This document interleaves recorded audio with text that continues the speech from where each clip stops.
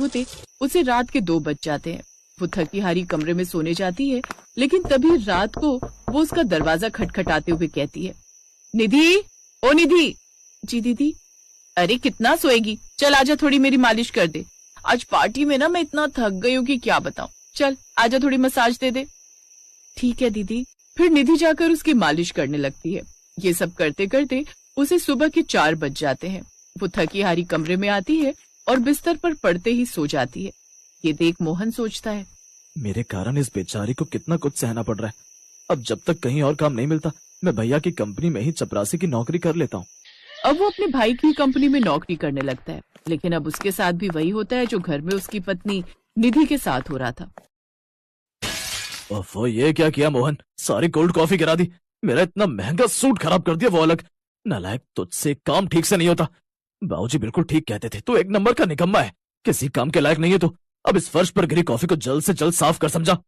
पूरे ऑफिस के सामने अमर मोहन को खूब भला बुरा कहता है। मोहन को भी उस दिन बड़ा बुरा लगता है, लेकिन अपनी गरीबी के चलते वो चुप कर जाता है। कुछ दिन बाद सौम्या का जन्मदिन होता है। घर में वो एक बड़ी सी पार्टी रखते हैं, जिसमें खूब सारे मेहमानों को बुलाया जाता है।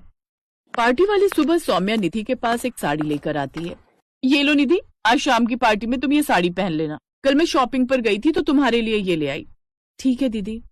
निधि बहुत खुश थी कि उसकी जेठानी उसके लिए साड़ी लेकर आई है। जेठानी जी भले ही मुंह की थोड़ी कड़वी हैं, लेकिन हमें प्यार भी उतना ही करती हैं। अब शाम को मैं पार्टी में इसे ही पहनूंगी। निधि बड़ी खुश थी कि उसकी जेठानी ने उसके लिए इतना सोचा। शाम को पार्टी में वो वही साड़ी पहन कर आती है। अरे सौम्या, अगर मैं गलत नहीं हूँ तो ये वही साड़ी है ना जो हम दोनों ने अपनी मेड को दिवाली पर देने के लिए ली थी। हाँ, लेकिन उसे पसंद नहीं आई तो उसने लेने के लिए मना कर दिया, तो मैंने इसे ही दे दी।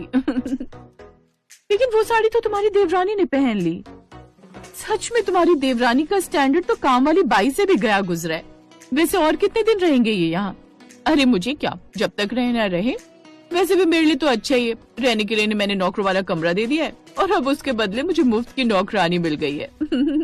और तो और मेरे सामने जुबान भी नहीं चलाती, नहीं तो तू तो जानती है कितने कुछ नखरे सहने पड़ते हैं हमें काम वालियों के। ये सब सुनकर निधि को बहुत बुरा लगता है।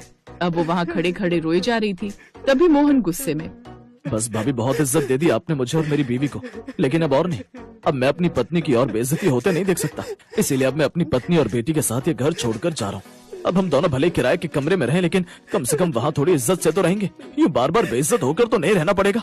चलो निधि। उस दिन के बाद से गरीब देवरानी ने कभी जेठानी के अमीर घर की तरफ पलट कर भी नहीं देखा। अब मोहन के पास जो थोड़े से पैसे थे, उससे वो एक कमरा किराए पर ले लेता है। साथ ही वो शहर में एक फैक्ट्री के पास रोटी सब्जी का ठेला लगा लेता है। इस काम में निधि भी उसकी मदद करती है।